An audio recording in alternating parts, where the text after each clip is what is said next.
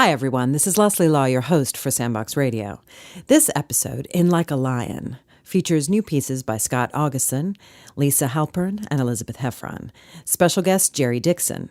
The finale from Mozart's The Marriage of Figaro, performed by 11 divas and divos from Opera on Tap, and much more, with the Sandbox Radio Players, a tribute to the late Maggie Roach, and even more music from the Sandbox Radio Orchestra, led by music director and composer Angie Louise. So sit back and relax as we take you into the world of Sandbox Radio In Like a Lion, recorded in front of a live audience at Town Hall Seattle on March 6th, 2017. Sandbox Radio will stay all day. In the backyard we'll play. Jump into our sandbox. Build castles and kings, words become things. Sandbox Radio. Sandbox Radio. Sandbox Radio. Sandbox Radio. Good evening and welcome to Sandbox Radio.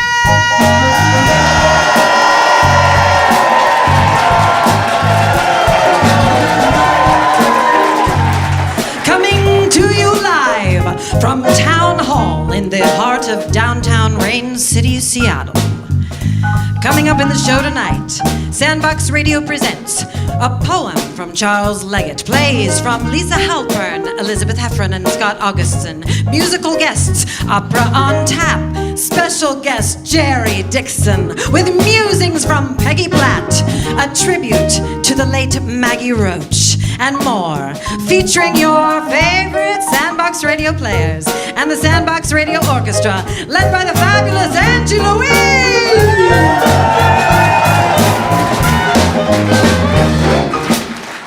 So, sit back and relax as we take you into the world of Sandbox Radio Live.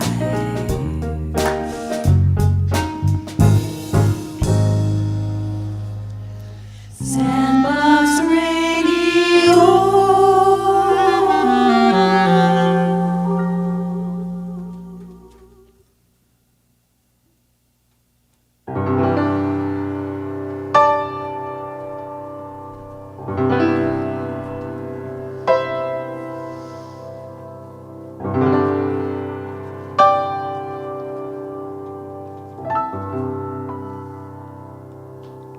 The New Colossus. By Emma Lazarus. November 2nd, 1883. Not like the brazen giant of Greek fame. With conquering limbs astride from land to land. Here, at our sea-washed sunset gates shall stand A mighty woman with a torch. whose flame is the imprisoned lightning. And her name? Mother of Exiles. From her beacon hand glows worldwide welcome. Her mild eyes command the air-bridged harbor that twin cities frame. Keep ancient lands your storied pomp, cries she with silent lips. Give me your tired, Your poor, your huddled masses yearning to breathe free. the wretched refuse of your teeming shore. Send these The homeless, tempest-tossed. to me. I lift my lamp beside the golden door.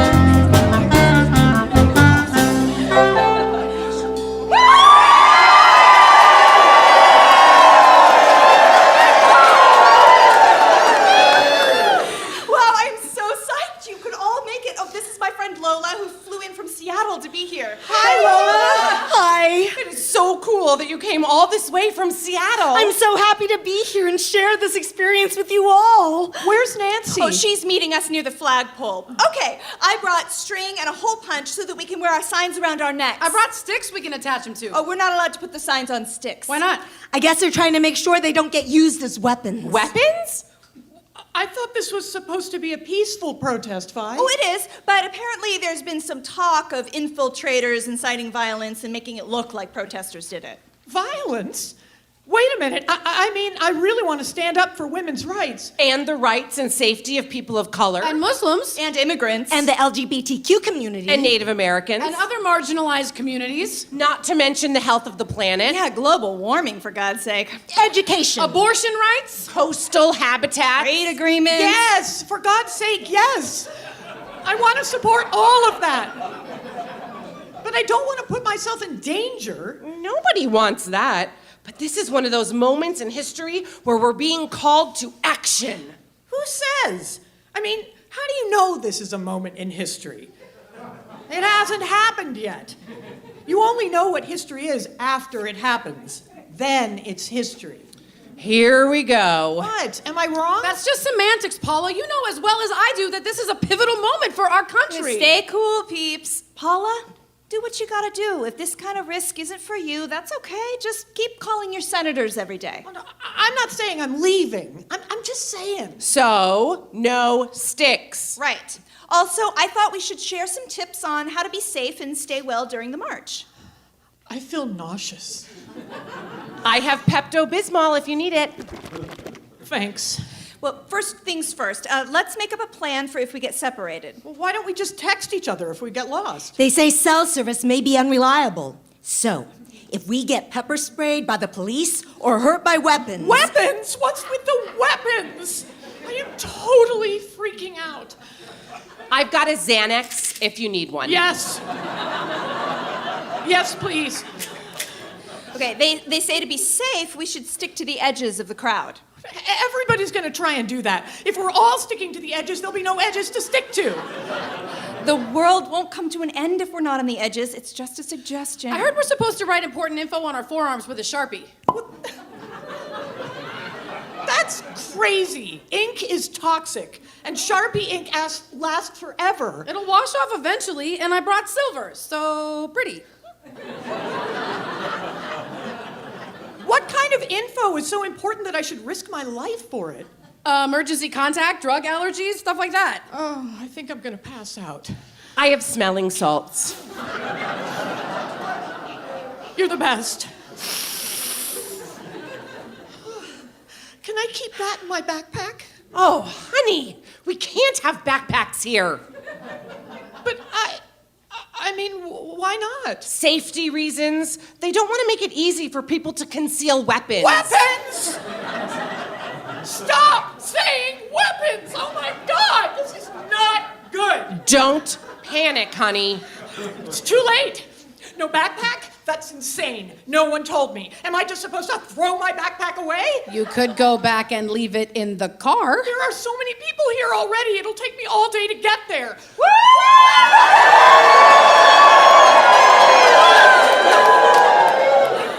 So, what can we bring? All we're allowed to bring in is a purse that's 6 inches by 8 inches by 4 inches. That's not even big enough to fit a bottle of water in. Or a sandwich. Or wine. I'm anemic. I need food at regular intervals. What the hell can you fit in a purse that size? A protein bar and a driver's license. God, I am freaking out. I have a Valium if you need it. You're the best. Goodbye, Kate Spade backpack. Oh, there's Nancy! Hey, everybody! Hey, Nancy! Nice hat! Thanks. Oh, Nancy, this is my friend Lola I told you about. Great to meet you, Nancy. You too. Nancy, are you okay? Oh, happy as pie. Why do you ask? I've never seen you with a walker before. Oh, I'm okay. Kind of a bum hip. I was going back and forth about getting a walker. Then I happened to cross this one at Goodwill. I figured it was a sign. Cool. Can you believe how close to the stage we are? It's amazing.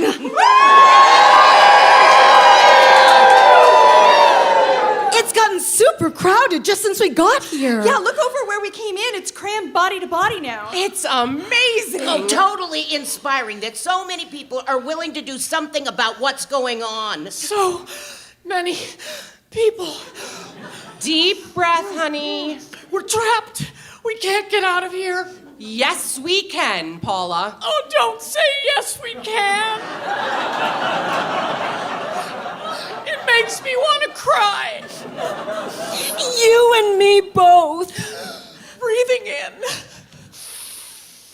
This is a good cause. Yes, it is. I'm glad to be smashed up against absolutely every single person who lives in D.C. plus out-of-towners. One more thing. I read there may be fake video crews interviewing people and then editing them. So whatever people say seems like the opposite of what they meant. So don't give interviews. Okay.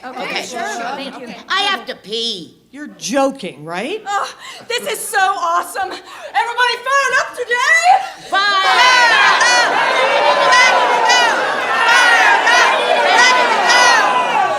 That's what I'm talking about. Where are you from? Who, me? Seattle. Why are you here today? I want to put my body in the message. What message?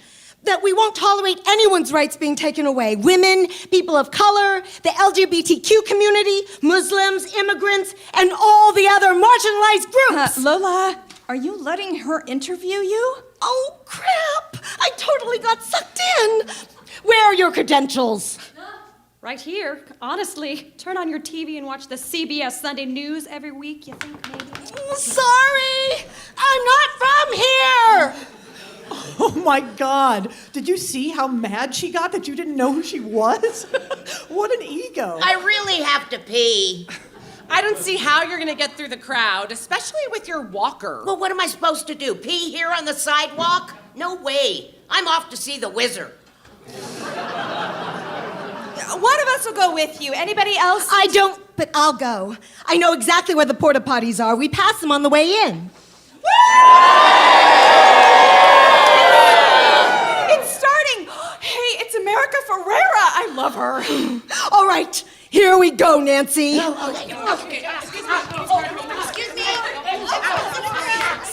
me, Walker coming through. Here you go. Glad you braved it. Thanks for coming. Thank you. Looks like this walker is a blessing in disguise. I know. People are partying like the Pink Sea. Excuse us, Walker. Pardon me, Walker here. Do you know where we're going? We're almost there.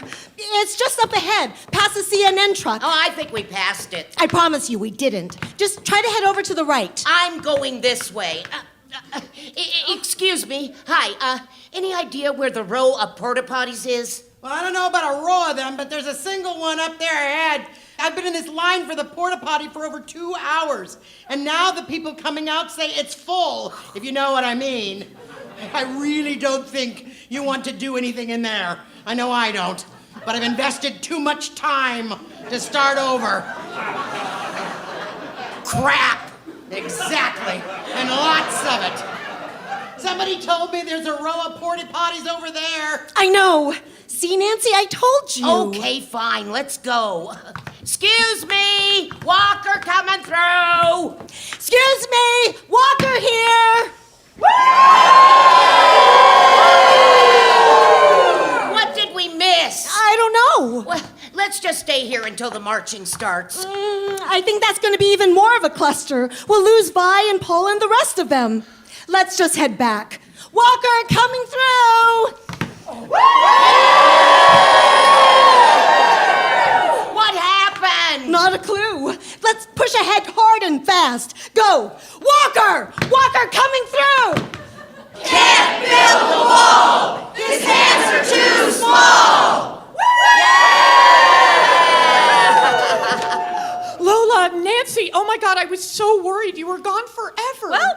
least you got to pee. Actually,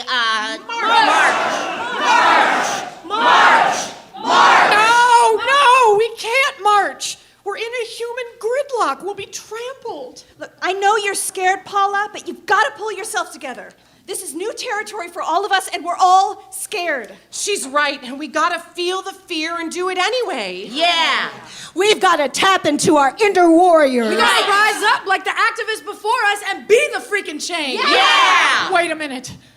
Wait a minute. What's wrong? A lot. But you know what? You're right. And I've had it. Well, it's almost over. No, not the march. I've had it with being bullied, with being afraid. That's my girl. This new administration is a catastrophe. But damn it, they have threatened the wrong people. That's right. Yes. Do they not know what we've given up to be here? I was going to go see Hamilton in New York. But I spent that money to come to D.C. and march. And that's not all. Gone are Wine Wednesdays. Now it's Mob Your Senators Phone Line Mondays. Yeah. Instead of saying cozy in front of our fake fires, we're freezing our asses off at marches and rallies. That's right. We're reading all the news we can to find the right actions to take instead of couch surfing must-see TV. Yes. Writing letters may be old-fashioned, but we're doing it. Our hands are cramping from writing to our congresspeople. That's Exactly. right. Do you see what we have given up for you, Trump? You have woken the beast. The women of America are awake and we're mad as hell. Yeah. We, the freaking people, are mighty, a force to be reckoned with. Yes. No more being overwhelmed into non-action. No more being frozen in hopelessness. Consider yourself on notice. We are fierce and we are gonna take you down, dude. Hold on to your toupee, Humpty Trumpty. Okay, everyone, ready to march?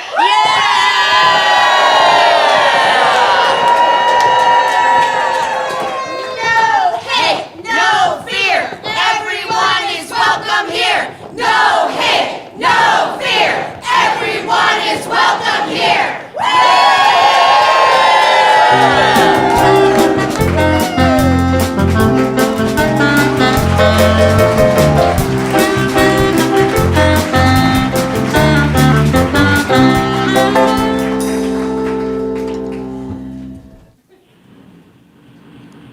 Oh, no, please don't drive down Madison. I can't take it. Why not, dude? You always love this drive. Well, not anymore. Ever since City People's Garden Store closed, I can't go within 5 miles of it. I start weeping uncontrollably. Oh my God! Didn't you hear the big news? News? What news? I heard no news. City People's Garden Store reopened. Don't mess with my emotions, Penelope. It's true. That is like the best news I've heard in ever. So where's the new store? Right there, in the exact same spot that it always was. Well, pull over! Well, check out these awesome plants. Sweet crocosmia.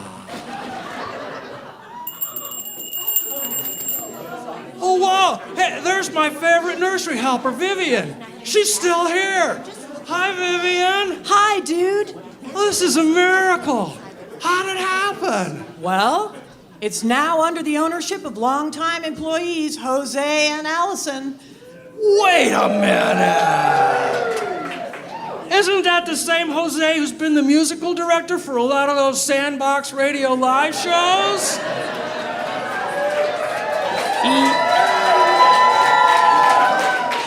Yep, same guy. He's the gorilla gardener. That's rad. So can you help me find some killer annuals? Of course, dude. And veggies and herbs and a gift from my mom. Penelope, you want something? Oh no, that's okay. Well, come on. How about this 42-foot banana tree for your apartment? You're so sweet. sweet. City People's Garden Store in the Madison Valley. They're back and better than ever. This is like my birthday, but way cooler. So beautiful.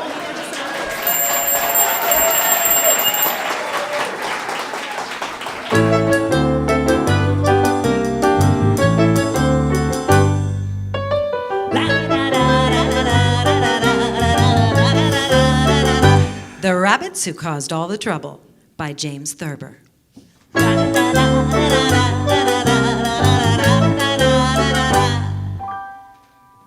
Within the memory of the youngest child, there was a family of rabbits who lived near a pack of wolves. The wolves announced that they did not like the way the rabbits were living. Yeah, the way those rabbits live. So peaceful, so peaceful.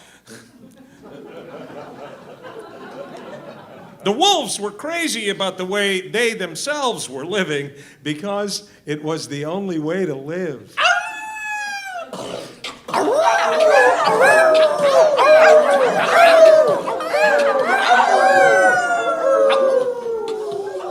One night, several wolves were killed in an earthquake.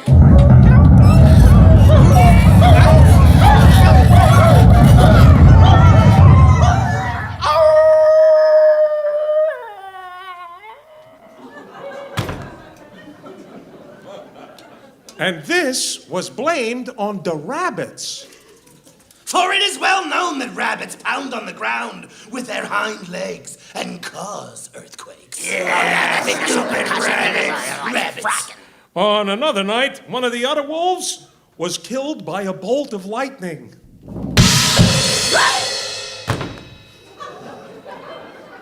And this was also blamed on the rabbits. For it is well known that lettuce eaters cause lightning. Right, those vegetarians. Now, the wolves threatened to civilize the rabbits if they didn't behave.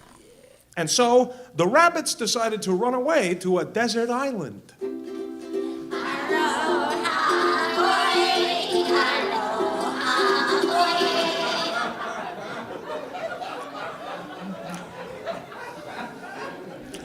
But all the other animals who lived at a great distance from the wolves shamed the rabbits by saying, "You must stay where you are and be brave," said the dog.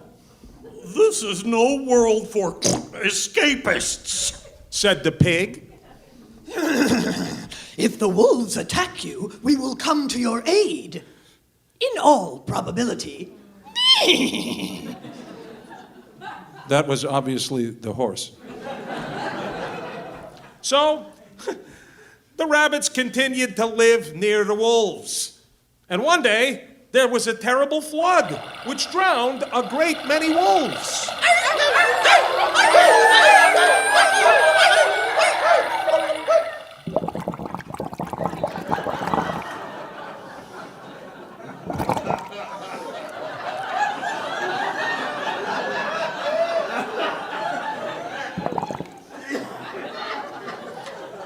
And this was, of course, blamed on the rabbits. For it is well known that carrot nibblers with long ears cause floods. Oh, yeah, they do, those rabbits. The wolves descended upon the rabbits For their own good.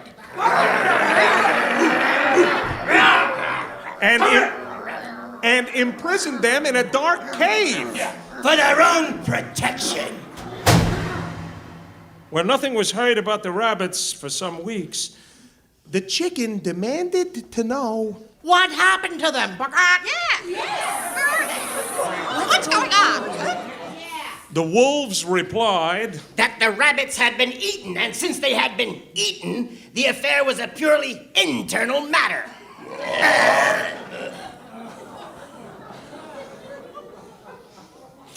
But the other animals warned. They might possibly unite against the wolves unless some reason was given for the destruction of the rabbits. Yeah, give us a reason. We need a reason, huh? So, The wolves gave them one. They were trying to escape. And as you know, this is no world for escapists. Get out of here,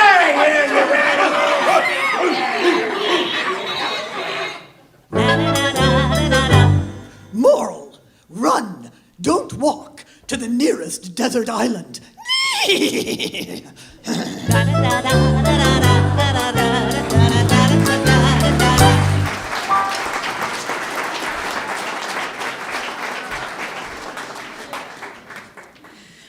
The following message is brought to you by Cedar River Clinics.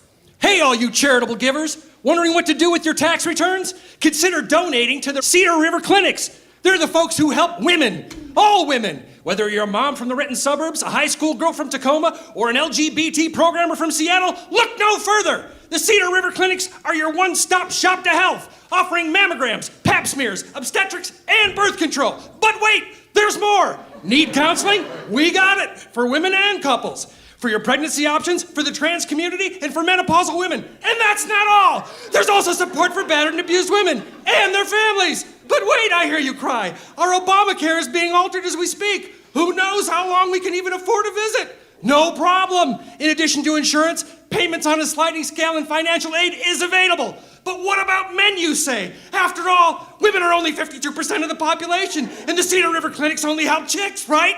Wrong! They give direct services to the whole family. Still on the fence? Think about that attractive gal in the cubicle next to yours. You know, the one you've been afraid to talk to for 3 years. Now think what will happen when you casually mention that you donate to the Cedar River Clinics. Trust me, a man with a paycheck and a social conscience is a big turn-on. How do you think I found the perfect mate? Charitable giving, that's how!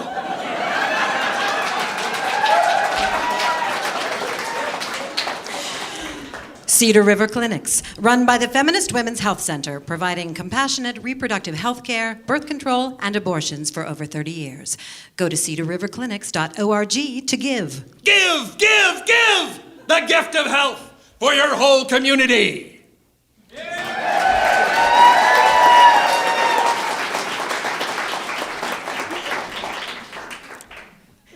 You're listening to Sandbox Radio, In Like a Lion, from March 2017. Sandbox Radio is made possible in part by the Seattle Mayor's Office of Arts and Cultural Affairs, For Culture, and by the generous financial support of listeners like you. It's easy to become a donor through our Patreon page. Just go to patreon.com/sandboxradio and sign up to become a patron today. That's Patreon, spelled Patreon. Get special perks and exclusive access for as little as $5 a month. Thanks for the live support. And now, another installment of Platitudes from the mind of Peggy Platt. In like a lion. I was a lion once, a Leota Junior High School lion. I am about to hit my 40th high school reunion, so the past is in my foreground these days. My halcyon days. Well, not that peaceful. I was a lion. I roared daily. Hormones and periods, acne and school spirit and concerts and autonomy. Discovering what I liked. I liked Rod Stewart and Creedence Clearwater Revival and feathered bangs and drama class with boys with boys with red hair and earth shoes and fry boots and boys who were theater and Dirty Harry and Billy Jack.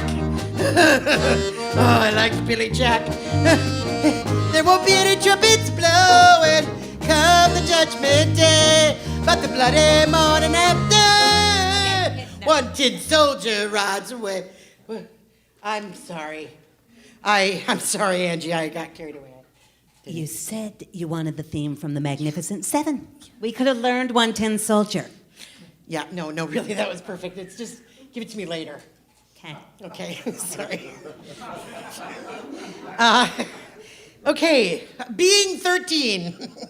No transportation, no real money, just a bike and tons of energy, chutzpah, and the ability to get up and do it again. Had a breakthrough with my therapist the other day. I realized the only thing I really missed about my youth was my ability to roar. That ability to start again without even realizing that my progress had been stopped. When we were toddlers, we're unsteady and we fall and we get back up and we cry and we laugh and we fall again and then we get up and do it again and the pattern continues through our life until we're just too tired to get up and we're dead. Angie, whoa, Angie. What? Probably not now, because I was talking about babies and death and stuff, and just later, I promise. Really quickly. Okay, all right. Junior high school Peggy, the Leota Lion Peggy, was fearless. Old, crippled, bitter, impoverished Peggy, not so much. Which brings me to the theme, In Like a Lion. When March starts, sure, the weather's harsh, and then it's a lamb, and then we get flowers, blah, blah, blah. But we're also frozen and dormant after winter, and it's hard to get going. And we need to be lions, and we need to roar, and we need to push up those crocus bulbs through the frozen earth and get to the rebirth part. I was watching the Academy Awards ceremony, and when the little girl sang the theme from Moana, and she got smacked in the back of the head by a waving banner, she didn't even flinch. She didn't miss a beat. She just kept singing. And our people have a saying, the show must go on. Dory has a saying, just keep swimming, just keep swimming. So that's my mantra. Just keep living, just keep living. Like Bruce Willis in Die Hard. You know, the bloody feet and no gun. Yippee-ki-yay, mother! You get the idea? So, I'm gonna push through to the next phase of my life like I've fallen and I can get up. To roar and to ride into that Mexican village, outgunned and now, yeah. And then save those peasants. Now, Angie, no. Yeah. Oh, yeah.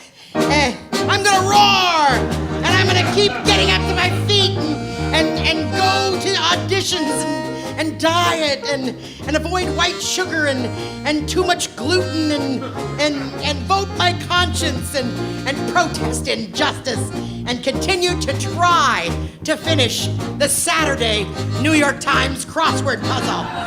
You know, Sunday's easy, it's Saturday that's the bear.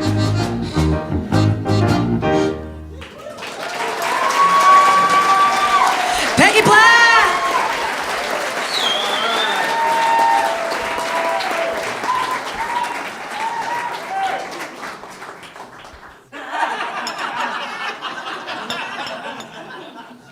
Time.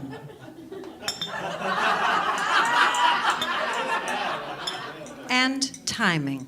Yeah. Hey, thanks a lot. Woohoo. I mean, but don't worry. It's only 3 minutes. It'll be over soon. Although, ladies, you probably hear that every night. Am I right, ladies?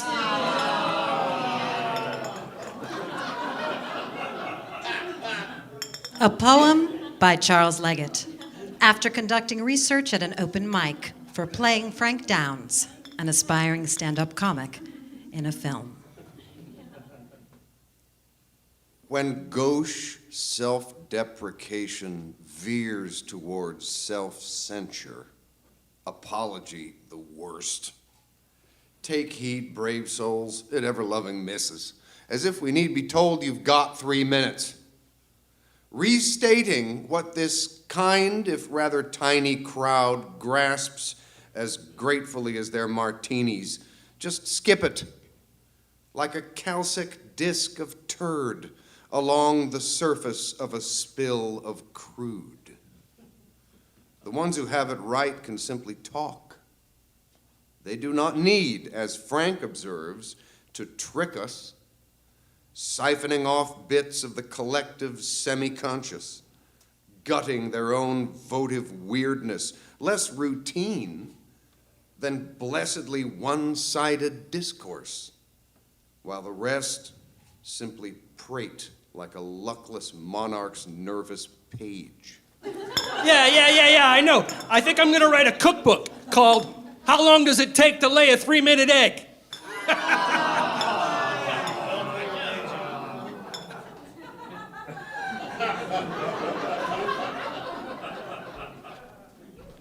These field trips put a higher price tag on the knockoff VCR that Frank will win and carry home. Oh, hard-won spoils. I branded Lord Byron as the best of Britain's stand-ups in the early 1800s. Hence, the film director's sister's jaundiced glance to hear the rumors swirling round Augusta.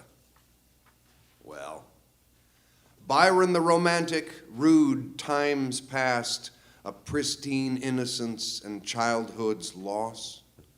These stand-up hopefuls try to rap like floss time round their wagging, pointing, flipping fingers, while in my headphones, as these March clouds linger, an unapologetic Ray Charles rips divisions of it from his fingertips.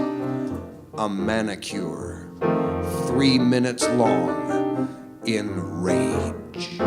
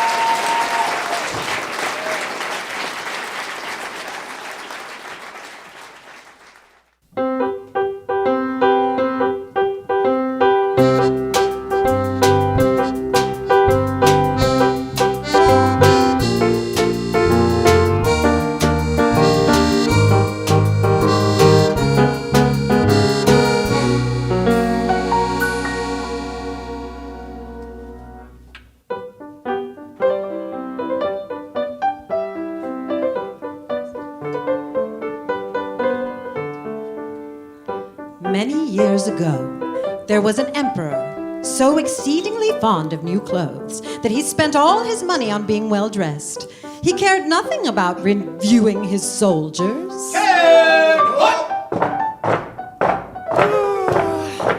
Carry on. Going to the theater. Ho-hum. Or going for a ride in his carriage. Except to show off his new clothes.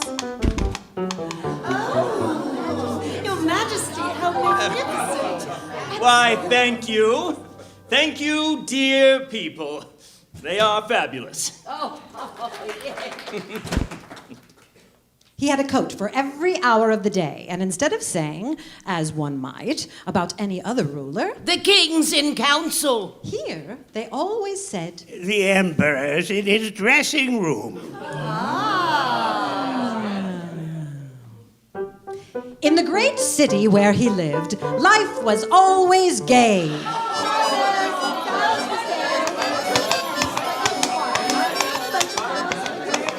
Every day, many strangers came to town, and among them one day came 2 swindlers.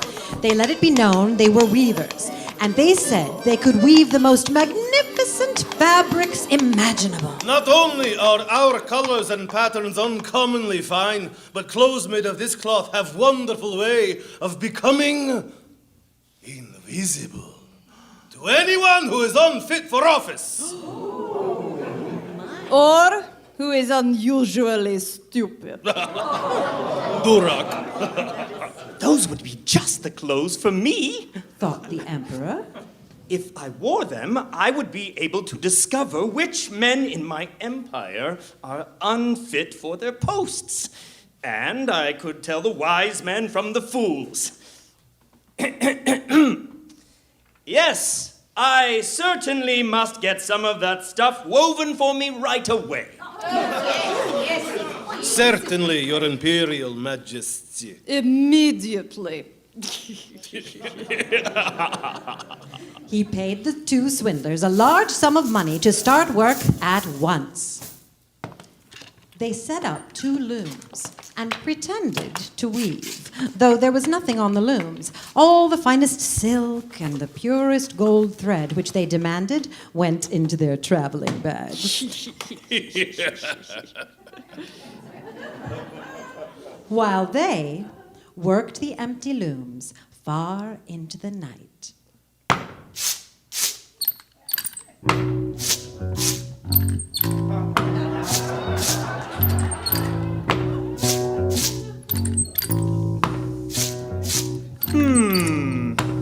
I'd like to know how those weavers are getting on with the cloth.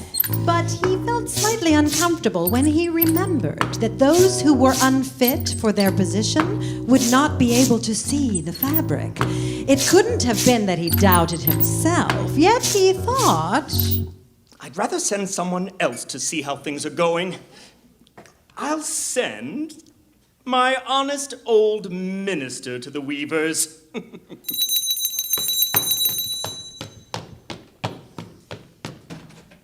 You rang, Imperial Majesty? Yes, Minister. You'll be the best one to tell me how the material looks, for you're a sensible man and no one does their duty better. Of course, Majesty. So the honest old minister went to the room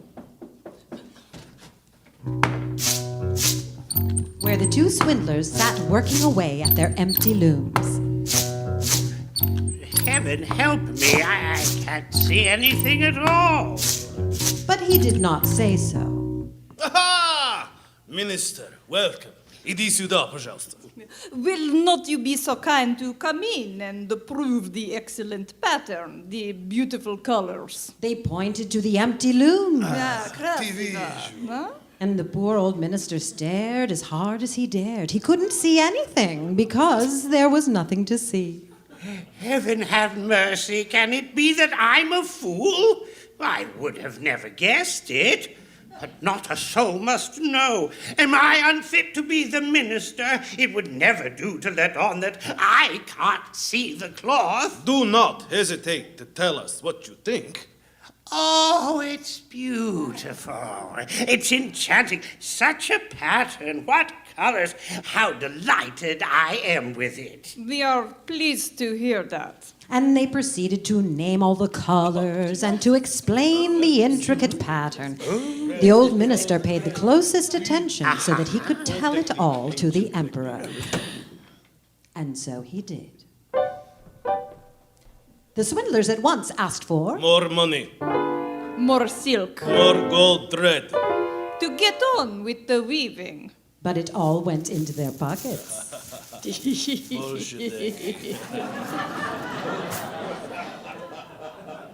Not a thread went into the looms, though they worked at their weaving as hard as ever. The emperor presently sent another trustworthy official to see how the work progressed and how soon it would be ready.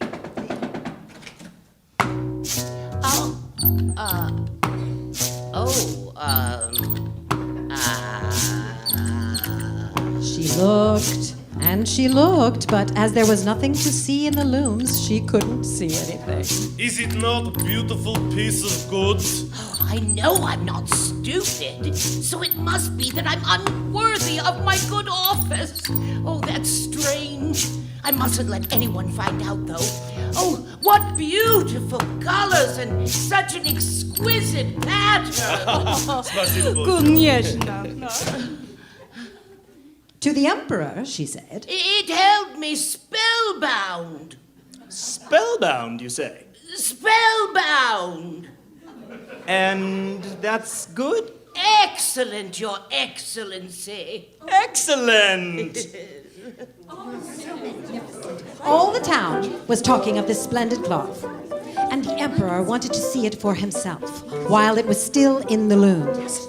Followed by a band of chosen attendants, he set out to see the 2 swindlers.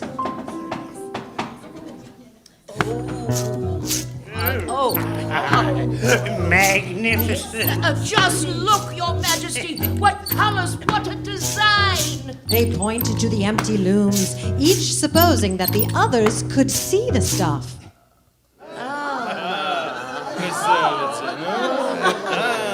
What's this? I can't see anything. This is terrible. Am I a fool? Am I unfit to be the emperor? What a thing to happen to me, of all people! Oh! It's very pretty. Oh, yes, it is, yes. It has my highest approval. Oh, Nothing could make him say that he couldn't see anything. His whole retinue stared and stared. One saw no more than another, but they joined the emperor in exclaiming, Oh, it's very pretty. and they advised him to wear clothes made of this wonderful cloth, especially for the great procession he was soon to lead. Oh, magnificent! Oh, excellent! Everyone did his best to seem well pleased. The emperor gave each of the swindlers a medal to wear. Spasiba. And the title of Imperial Weaver. Before the procession, the swindlers sat up all night and burned more than 6 candles to show how busy they were finishing the emperor's new clothes. This hard work is so tough. Господи, хочешь водка?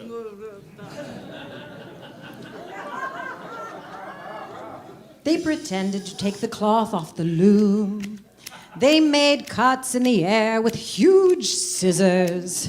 And at last, they said, Now, Emperor's new clothes are ready for him. Then the emperor himself came with his retinue. And the swindlers each raised an arm as if they were holding something. This is trousers. Here, the coat. This is mantle.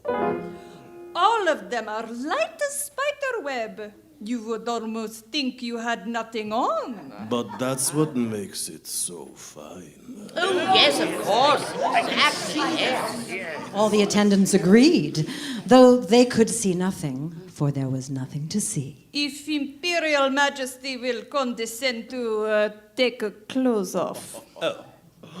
We will put new ones on you here in front of Long Mirror. All right. The emperor undressed. And the swindlers pretended to put his new clothes on him, one garment after another. They took him round the waist. And seemed to be fastening something. This, your train. I see. And as the emperor turned round and round before the looking glass, Oh, how well your Majesty's new clothes look. Aren't they becoming? he heard on all sides. Oh, the pattern is so perfect. Look magnificent. Then the Minister of Public Processions announced, Your Majesty's canopy is waiting outside. Well, I'm supposed to be ready. It is a remarkable fit, isn't it? Isn't it? Yes. the attendants who were to carry his train stooped low and pretended to lift and hold it high. They didn't dare admit they had nothing to hold.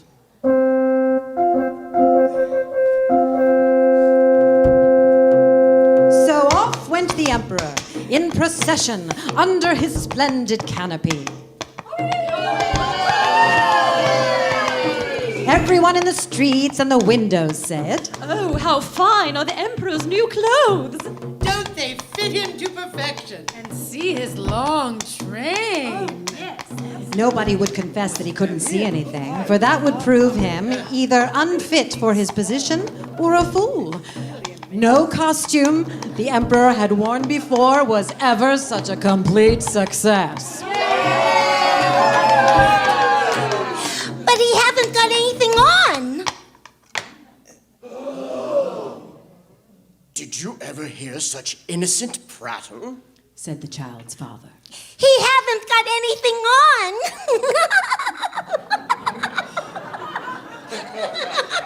And then one person whispered to another, He hasn't anything because he hasn't had anything on. But he hasn't anything on.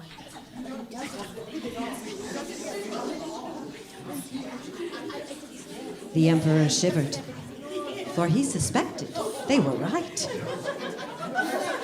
This procession has got to go on. Carry on!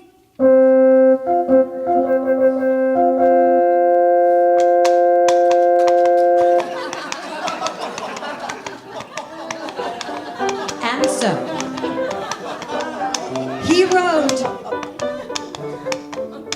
more proudly than ever as his attendants held high the train that wasn't there at all. До свидания. Счастливо!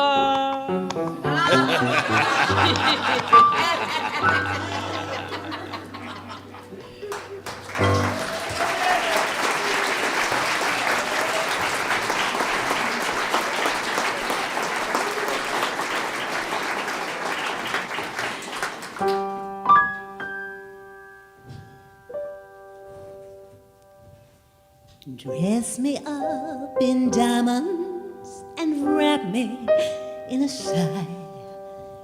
You and me were meant to be, so let's unveil the lie. Bye-bye, just look into my eyes.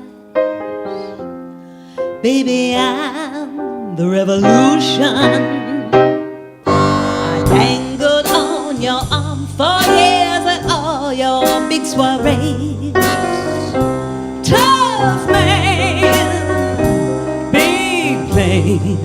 The boys in brown would hang around to see you got your way. Dark days, shame haze, felt up by all your filthy friends. Well, now you see the way our story ends.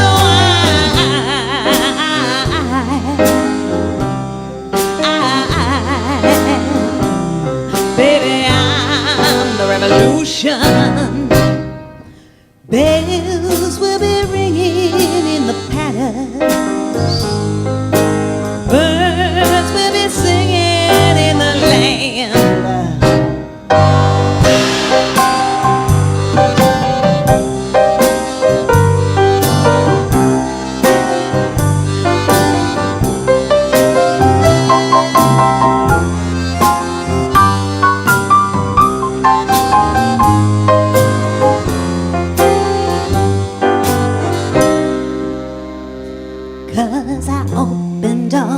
Private doors and throw away the key.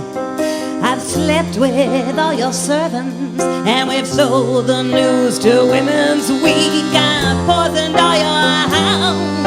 I melted all the rings right down, 'cause everybody knows this emperor has got no clothes.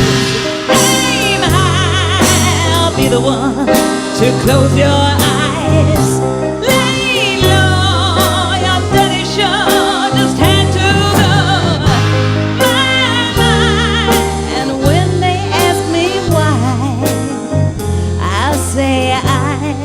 Revolution. Bells will be ringing in the palace. Birds will be singing in the land. Bells will be ringing in the palace. Yeah. Birds will be singing in the land.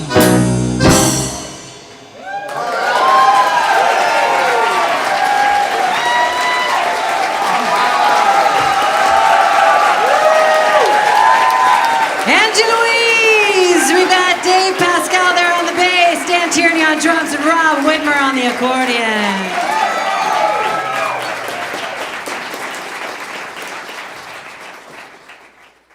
This is Sandbox Radio. Subscribe to the podcast in iTunes and Stitcher, and help other people find us by taking a moment to leave a rating or a review if you would. Follow us on Facebook and Twitter, and get on our mailing list at sandboxradio.org to receive the latest news on our upcoming live shows and online content releases. Now back to the show and special guest, Jerry Dixon.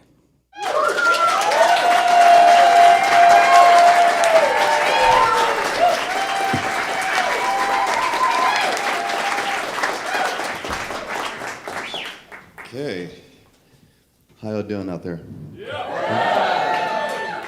This is a song by Prince that I like to dedicate to my friend Iris, who I saw out in the audience tonight. So here it is.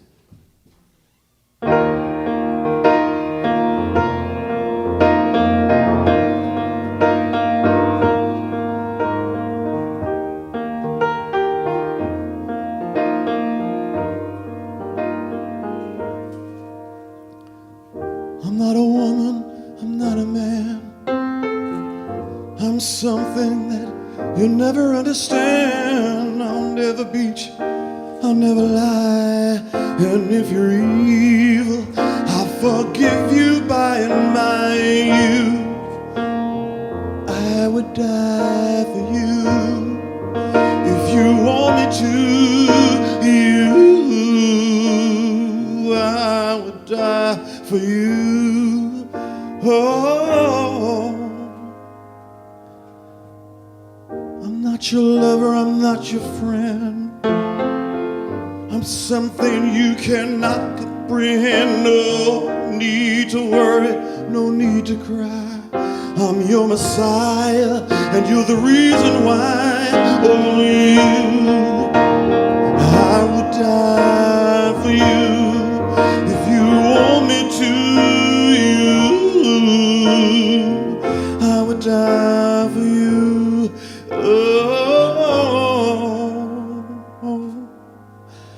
You're just a sinner, I'm told. I'm your fire when you get cold. Make you happy when you're sad. Feel good when you're bad. I'm not a human, I'm a dove. I'm your conscience, I'm love. And all I really need is to know that you believe.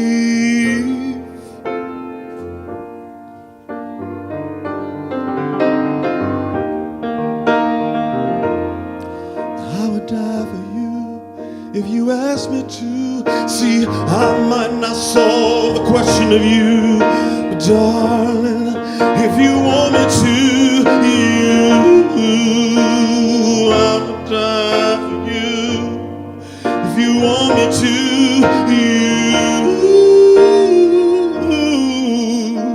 I would die for you if you asked me to.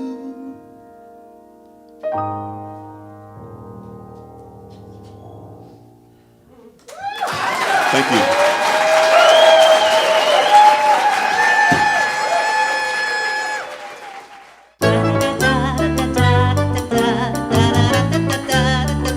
The Lion Who Wanted to Zoom by James Thurber.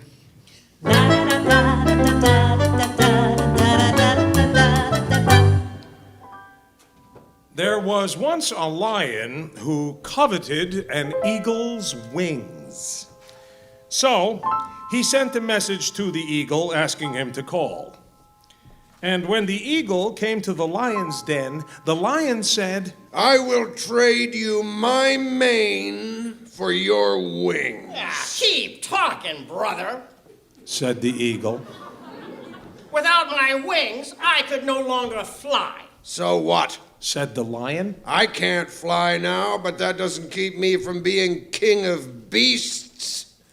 I became king of beasts on account of my magnificent mane. All right, but give me your mane first.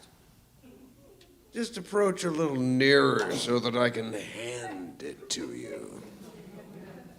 The eagle came closer. And the lion clapped a huge paw on him, pinning him to the ground. Come across with those wings, he snarled.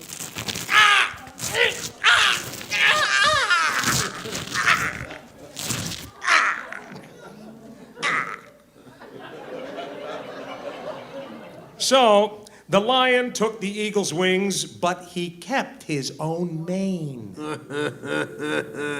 Sucker. The eagle was very despondent for a while. And then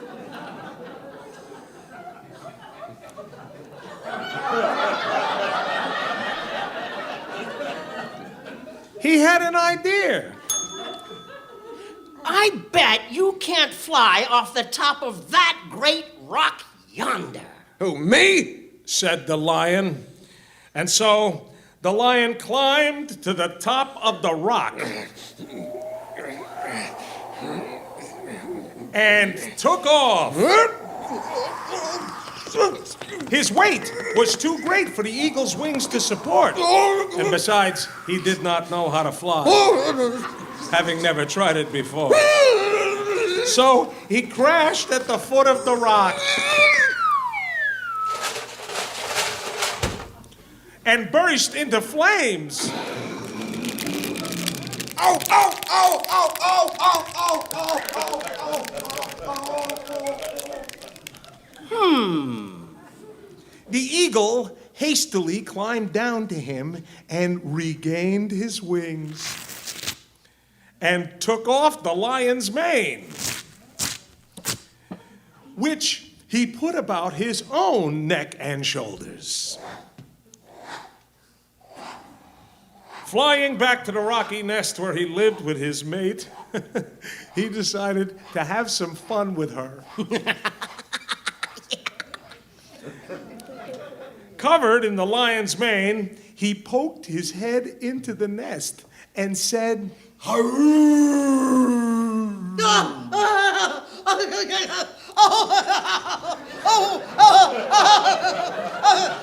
His mate, who was very nervous anyway, grabbed the pistol from a bureau drawer and thinking he was a lion, shot him dead. Ah, crap.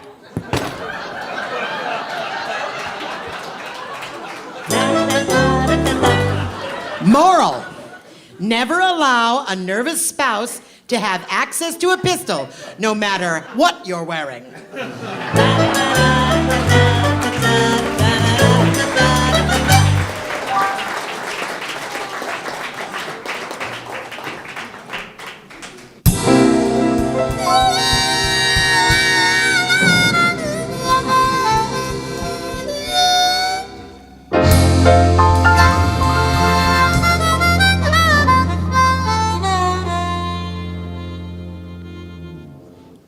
It's time once again for Round the Campfire with the Waldorf family.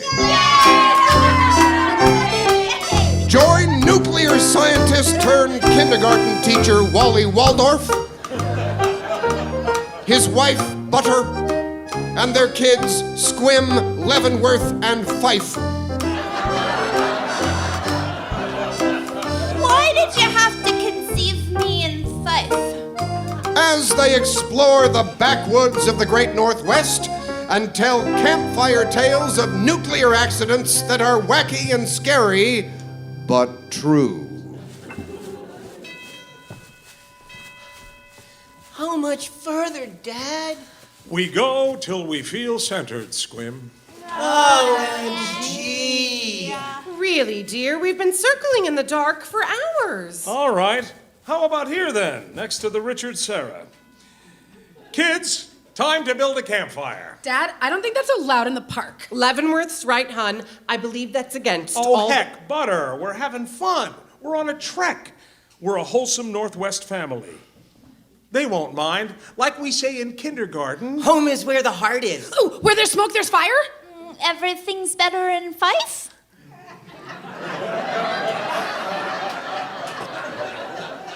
That's the spirit, kids. Now, who wants to chop up these benches for some firewood? Oh, I do.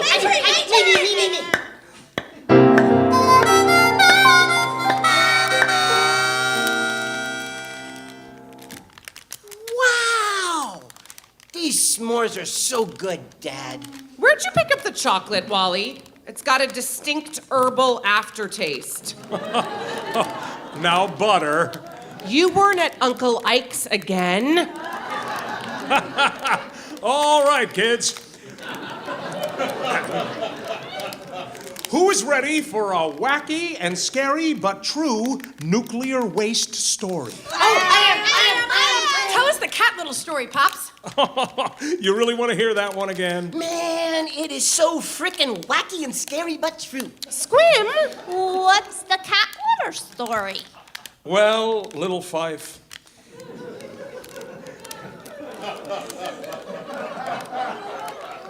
It's the story of how a bag of cat litter shut down our nation's first and only long-term nuclear waste storage facility. Go ahead and tell it, Wally. All right. So, once upon a time, back in the year 1997.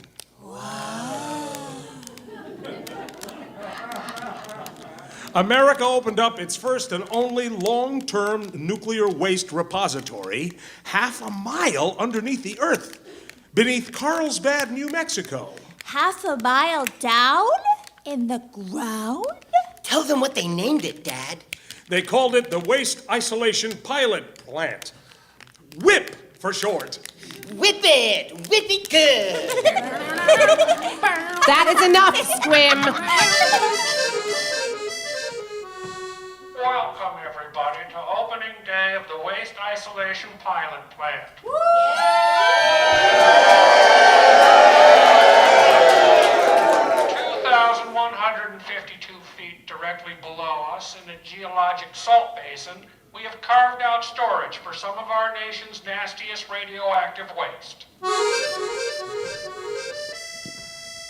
Anywho, the place was working as planned, accepting large metal drums filled with radioactive plutonium and uranium from sites all over the country, when suddenly, on the night of February 14th, 2014, a strange thing happened.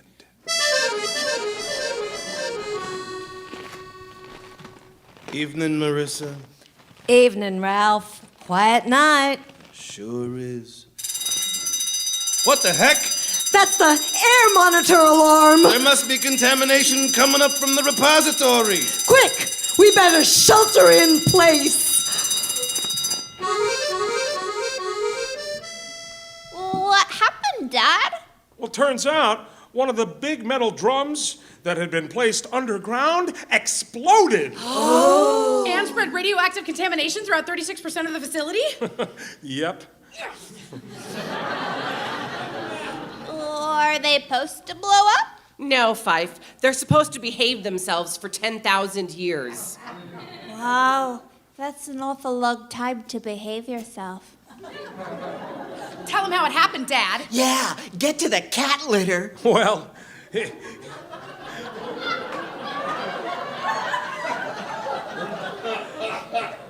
it seems there was a little snafu back at the Los Alamos National Laboratory where some of the metal drums were originally packed.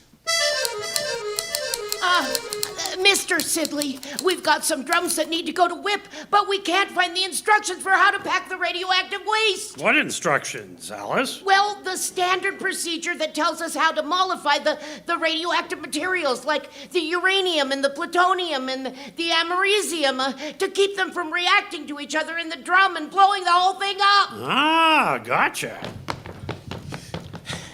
Hey, Alice. Mr. Sidley, Drake found the instructions.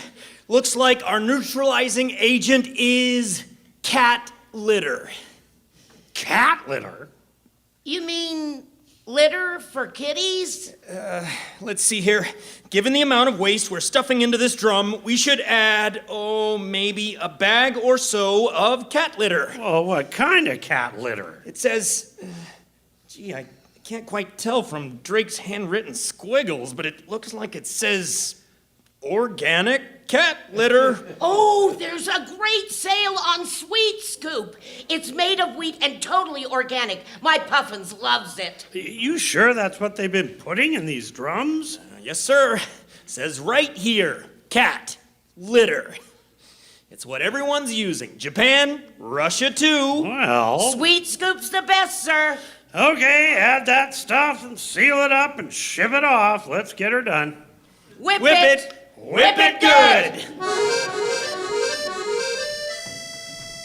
So what happened, Daddy? Well, it turns out someone had copied the instructions wrong, or there was a typo.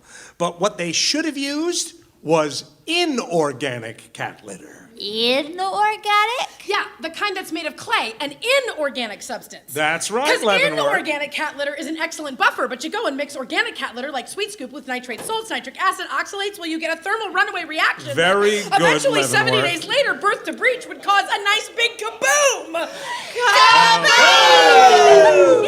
So now, our country's only long-term radiological storage facility is pretty much shut down.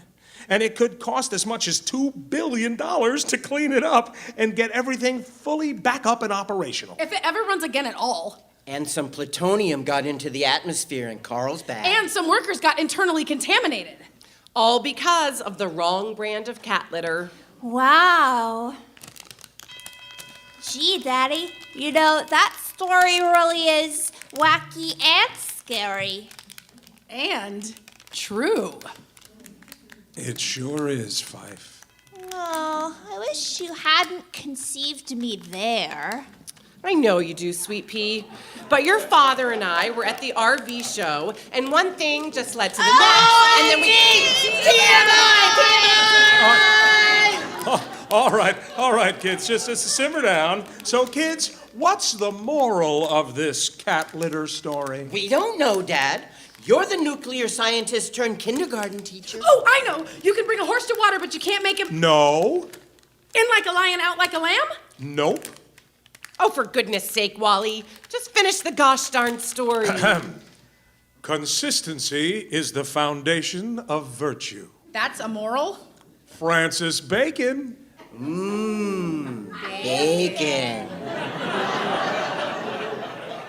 Who's up for another some more? Me. I'll take one. Me 3.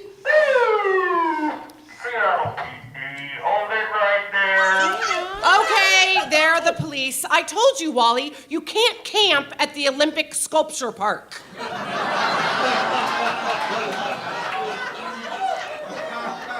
And you're probably not supposed to burn the benches either, Dad. Well, don't worry, kids. Our tax dollars paid for this outing. I'm sure we can work something out. Maybe they'd like a s'more. Or a wacky and scary but true story. You bet, Fife. Oh, I wish you guys had held on till Tacoma.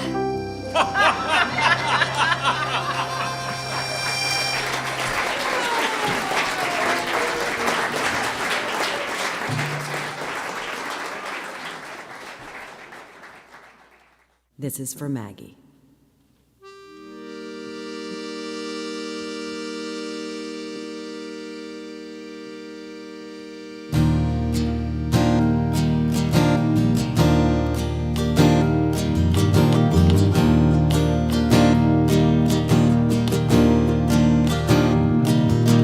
If you go down to Hammond, you'll never come back.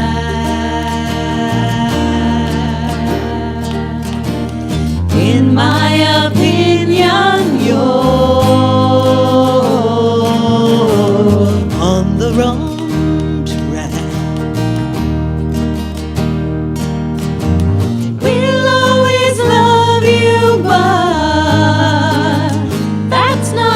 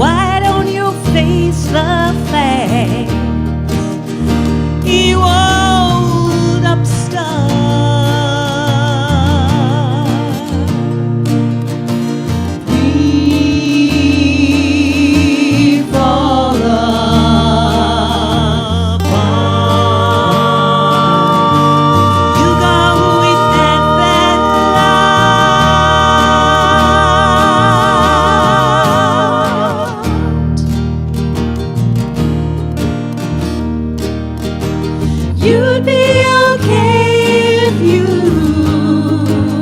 just stay in school.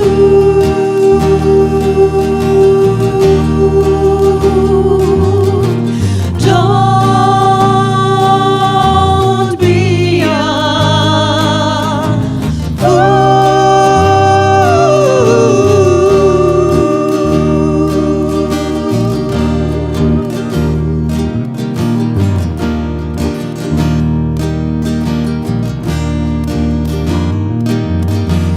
Your eyes have an answer to this song of mine. They say we'll meet again on down the line. Where is on down the line? How far away?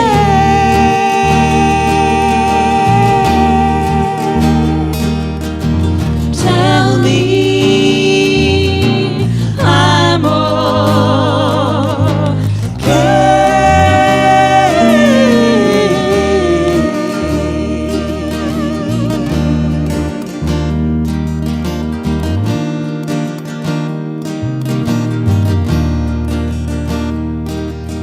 If you go down to Hammond, you'll never come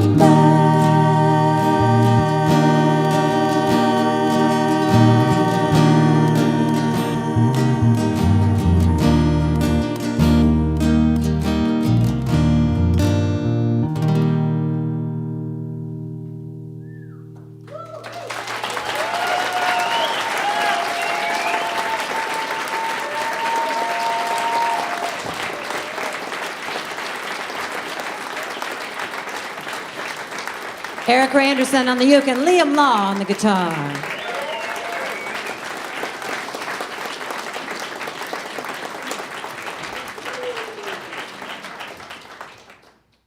Don't miss our next all-new episode, Sandbox Radio, May Day, May Day, recording live on May 1st at Town Hall, Seattle. Tickets on sale now through brownpapertickets.com. Find live show details, ticket information, and the episode archive at sandboxradio.org.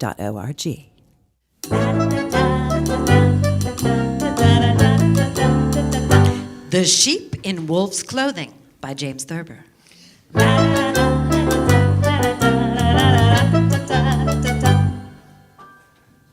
Not very long ago, there were two sheep who put on wolf's clothing and went among the wolves as spies to see what was going on.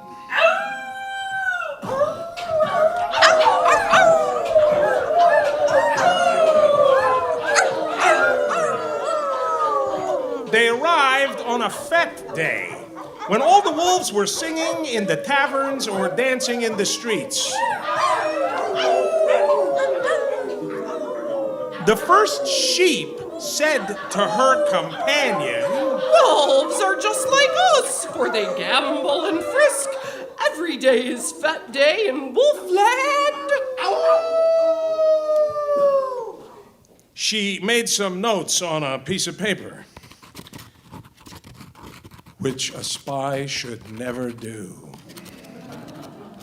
And she titled them, My 24 Hours in Wolfland. For she had decided not to be a spy any longer, but to write a book on Wolfland, and also some articles for the Sheep's Home Companion.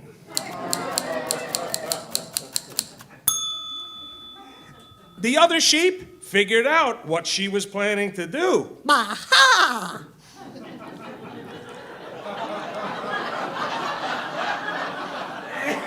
So she slipped away and began to write a book called My 10 Hours in Wolfland.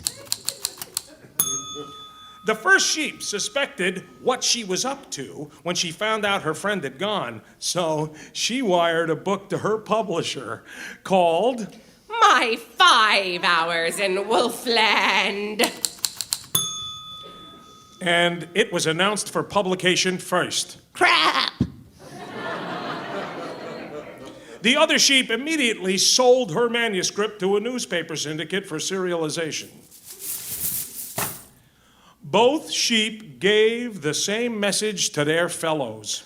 Wolves were just like sheep, for they gambled and frisked. And every day was Fete Day in Wolfland. The citizens of Sheepland were convinced by all this, so they drew in their sentinels and let down their barriers. When the wolves descended on them one night, howling and slavering, the sheep were as easy to kill as flies on a window pane.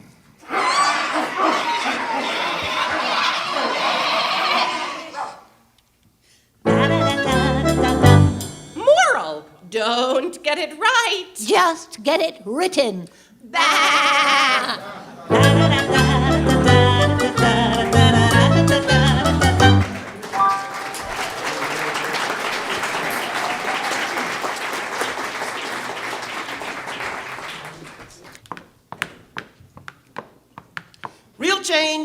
Real change. $2. Make real change. Real change. Only $2. I'll catch you on the way out, pal. How many times have you said those words? Catch you on the way out while planning your escape through another door. I've done it. After all, there's unemployment, there's welfare. Why should the burden of the homeless problem fall on me? Can't they go to a shelter? And if I gave them money, won't it go to drugs and alcohol? The simple truth is, our shelters in Seattle are overcrowded and leave 78% of the homeless population to fend for themselves. The vendors of Real Change buy, pick up, and distribute their own stock of papers, sometimes selling all day to fund their food, lodging, clothes, sundries, and a supply of papers for the next day. Probably no party money left over. Did you know that 46% of our homeless population is over 65 or under 18? There are families, the disabled, the mentally ill. Make a real change in the life of a person homeless or living below the poverty line. If you have a roof over your head and enough food to eat, share a little. Real Change is only $2. That's less than half the price of the Star and twice as entertaining.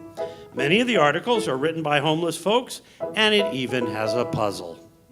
Remember when you buy your food to eat, there's a tummy that's growling out on the street. Give when you can, smile when you're broke. The price is just 2 liters of Coke. It's a great read, the news on the street. Stay informed and the puzzle is neat. I'd like that paper now, and here's a bottle of water. Oh, thank you, ma'am. Real change. Real change. So, when you leave the market with a tasty treat, remember the person who can't afford meat. Give when we can, smile when we're broke. The price is just 2 liters of Coke. Real change.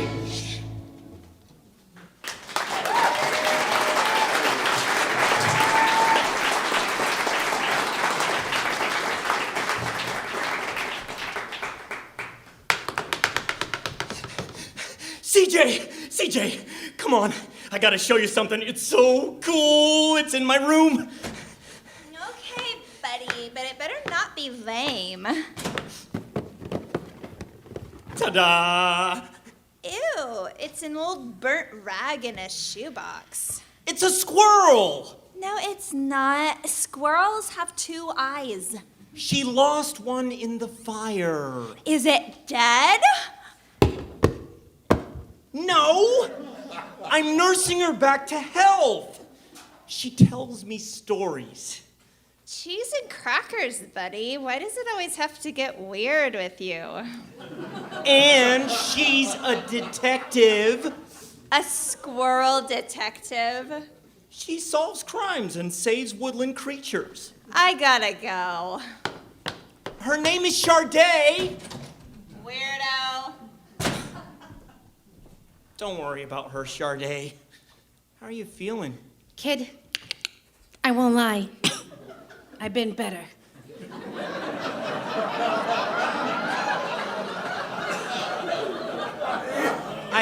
I stole a little bit of whiskey from my parents' shelf.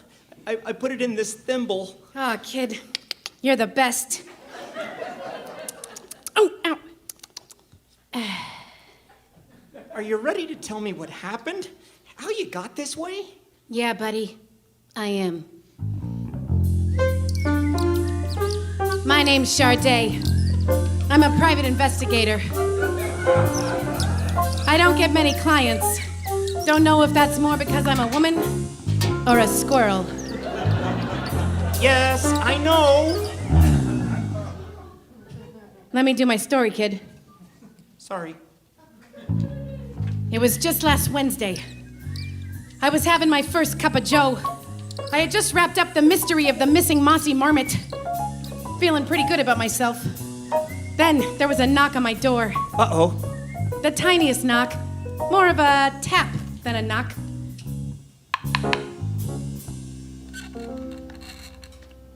Sharday? Who was it? It was Freddie Fieldmouse. There's something wrong in the forest. Freddie Fieldmouse wasn't right in the brain. When he was young, real young, a real asshole of a rabbit, kept picking him up and bonking him on the head.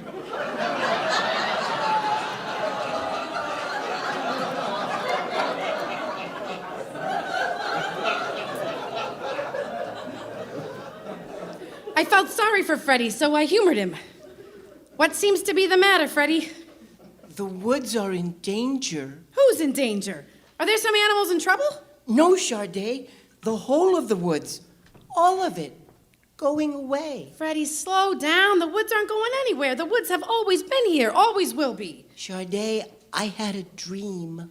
Oh, did you, Freddie? Dreams can be crazy. They don't mean anything. The trees were gone. The animals gone. The blue sky.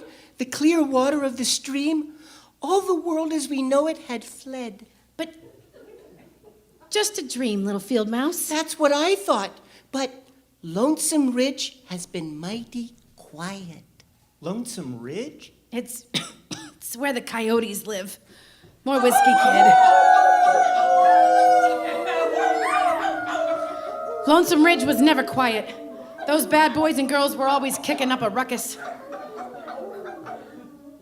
Not a yip for days. Freddie, they're probably just sleeping off a bender. You know those crazy dogs love a good time.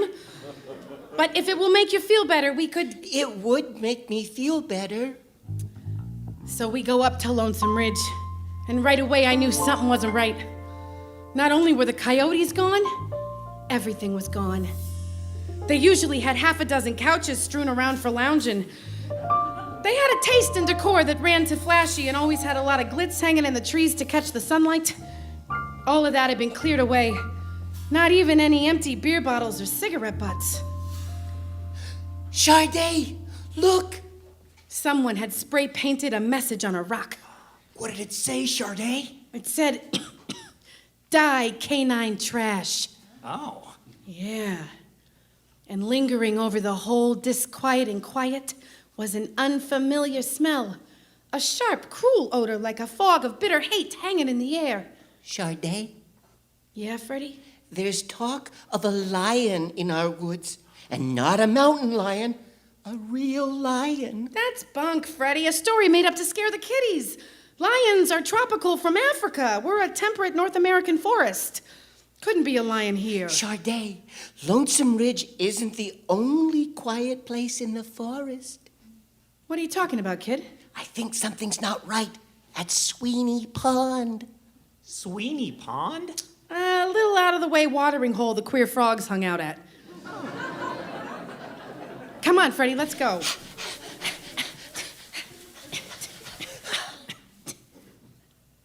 Oh, no. The pond was green. But not the green of spring leaves, or the green of fresh grasses, or the green of your lover's eyes in the moonlight. Not the green of life. This was ugly, unnatural green. And then I saw the paint cans half submerged in the water, smelled turpentine, and noticed the oily sheen and how thick the liquid was. The green was a human green. All around the pond were empty boxes of Morton salt. You don't want to see what salt does to an amphibian's skin. Sade, Ribbit. It was Mavis Bullfrog. She taught second grade, sang alto in the church choir, and made a mean apple crumble. She had a son who, rumor had it, was worthy of rumors. Mavis, what are you doing here? I'm looking for my boy, Jack. He hasn't been home in 2 days. I'm sick with worry. This isn't like him. Mavis, Jack probably just went upstream, forgot to call. I'm sure he's all right. No, he's not. He's never coming home, is he? Jack never hurt anybody. He was a good boy, Ribbit. Oh, Lord in heaven, it was the lion, wasn't it? There is no lion. Freddie. Yeah, Sade? Take Mavis home, would you? Come on, Mrs. Bullfrog. If Sade says it's gonna be okay, it'll be okay. Oh, stop saying that. It won't be okay. It'll never be okay again. My Jack is dead. Dead and lying in pieces at the bottom of that foul green pool of filth, Ribbit. I'll never see him again. I'll never hold him.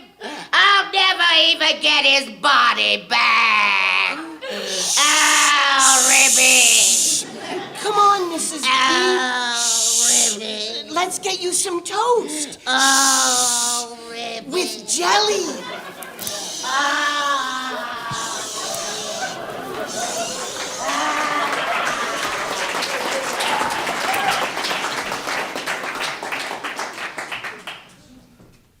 What happened then, Sade? I checked out the scene. I should have gone straight to the sheriff, but I didn't know who I could trust. That's when I saw the paw prints. Too big. Much too big for any local beast. I had no choice but to follow them into the dark heart of the forest. Sade! It was Arnold Deer. Turn back. Go home. I can't, Arn. Don't say I didn't warn you. It was strange. It was surreal. It was my woods, but not my woods. Same oaks and elms, but wrong in a way that was hard to pin down. It was... What the hell? It was Casey Crow and his whole crew. An entire manslaughter of crows just walking on the ground towards me. Casey, what the hell are you doing down here? He put up nets in the trees. It ain't safe to fly. Caw-caw. Who? Who is he? Can't stop. Gotta keep hopping. Caw-caw. The deeper I went, the worse it got.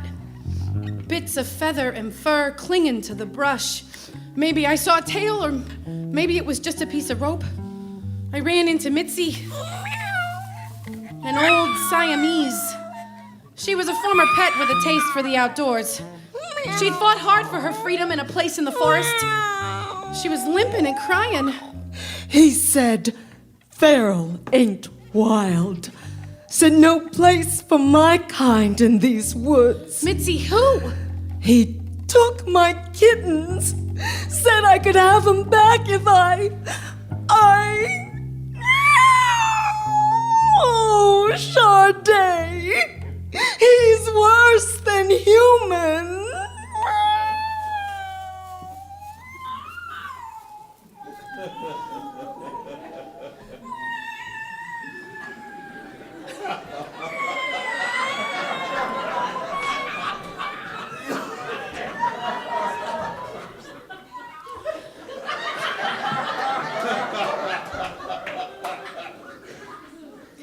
Onward, pushing deeper and deeper. I started seeing dead animals. Piles of them. I didn't look at their faces for fear I'd recognize them and lose my nerve. I'm getting close. I get to the big clearing.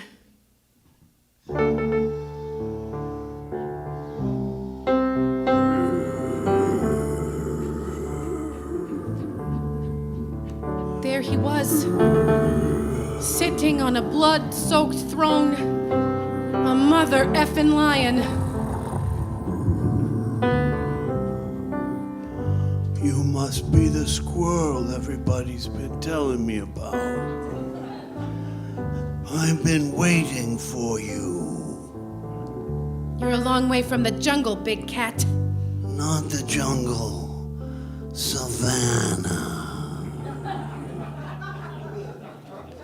Really? So your story's that you came all the way from Africa?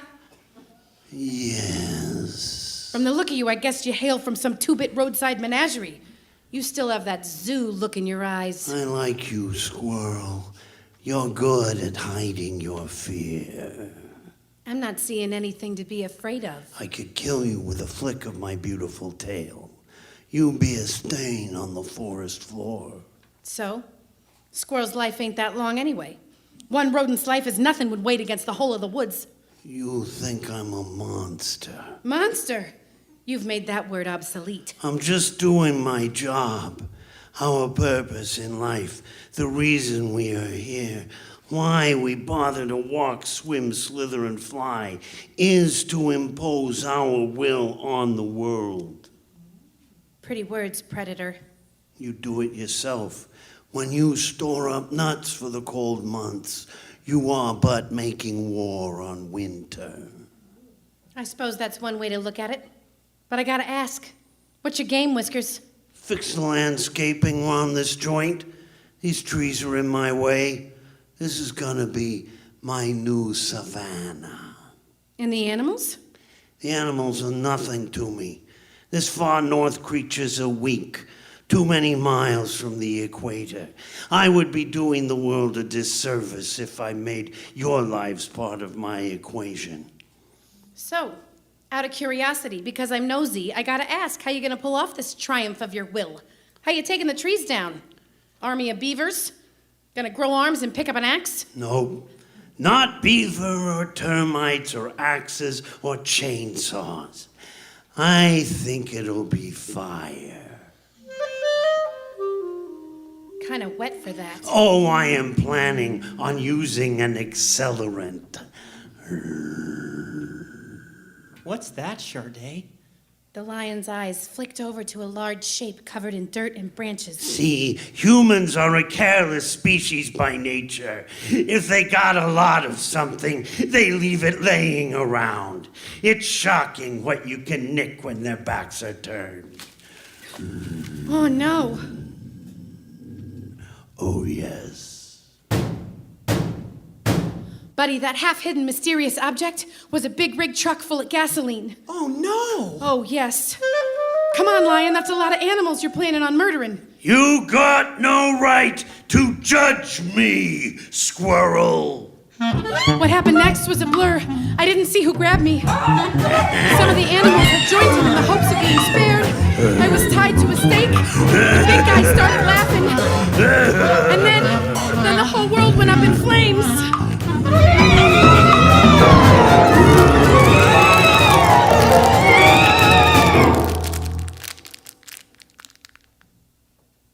But you made it out? Yeah, buddy. How? I don't know. The ropes must have burned away. I don't remember much else until you found me, picked up my charred body and put it in this box, brought me here. It's okay, Sharday. You're safe. I'm gonna take care of you. You can stay here the rest of your life. Stay? Here? Oh, buddy, listen, I will always be grateful. I owe you everything, but my place isn't here. What? But where are you going? Back. Open the window for me, will ya? What are you gonna do, Sharday? I don't know how, and I might die doing it. But damn it, I'm not gonna take this lion down. I'm gonna take that lion down.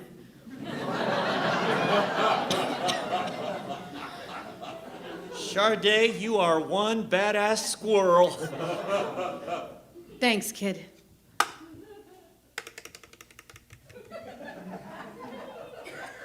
When I grow up, I'm gonna be a squirrel.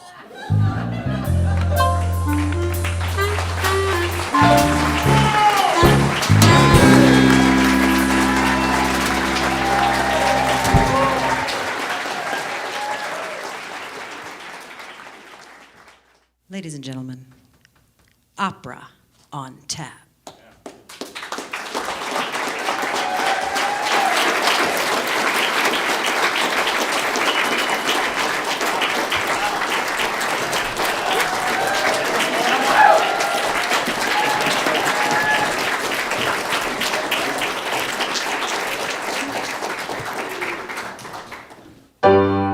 Gente, allarmi, allarmi, il padrone. Gente, aiuto, aiuto, son perduto. Cosa venne, cosa venne?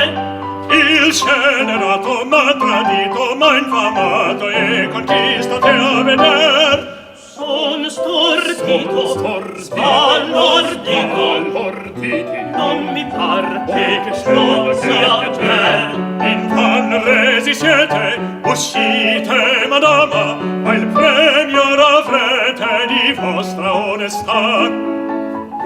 Il paggio, mio figlio, mia madre, madama, scoperta è la trama, la perfida è qua, la perfida è qua. Perdono, perdono.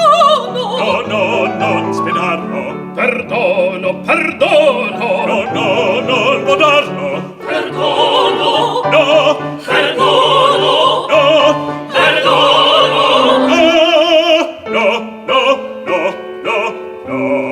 Almeno per loro perdono terrò.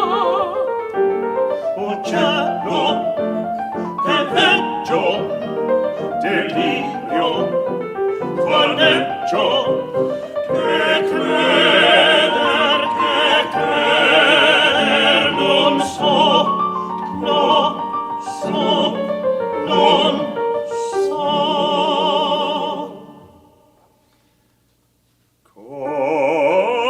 Confessa,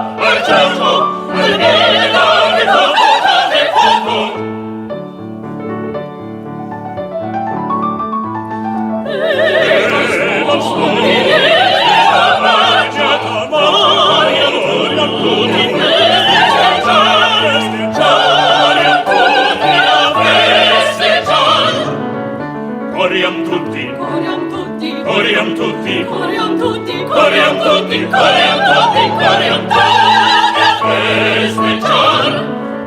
Coriam tutti, coriam tutti, coriam tutti, coriam tutti, coriam tutti, coriam tutti, coriam tutti, festeggiar, a festeggiar, a festeggiar, a festeggiar.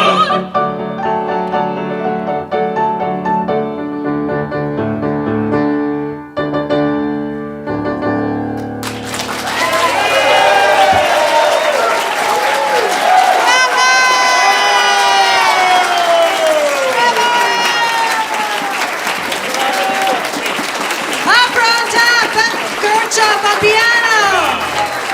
Come on.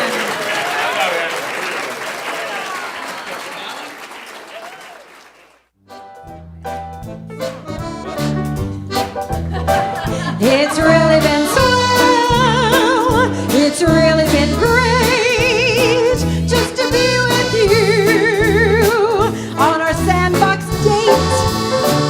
Oh, say it ain't true. Oh, say it ain't so. That the show is done and it's time to go. Well, that's our show for tonight. That's all we got.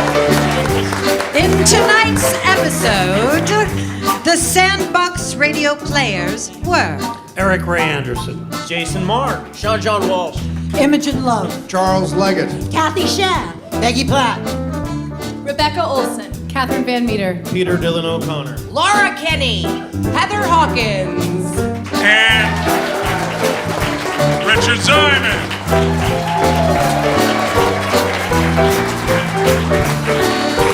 And I'm your host for Sandbox Radio, Leslie Long.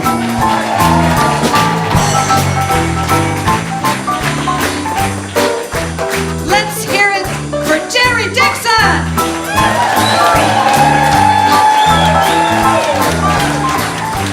And give it up for the magnificent singers from Opera on Tap. And how about the Sandbox Radio Orchestra? Dan Tierney on drums, Dave Pascal on the bass, Leah Law, Rob Whitmer on everything else, and on the keys, tonight's maestro and composer, Angeline Louise. So, Catherine and Rebecca are going to bring out our lyric cards. Because now's the time in the show when we always love you guys to sing along. I think you've picked up the tune. Ready? Here we go.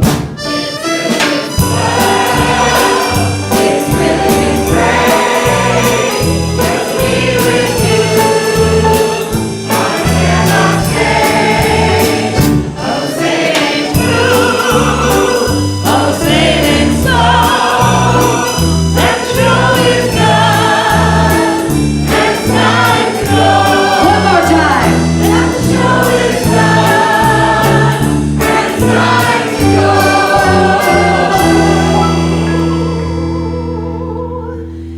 That the show is done and it's time to go. Good night, everybody.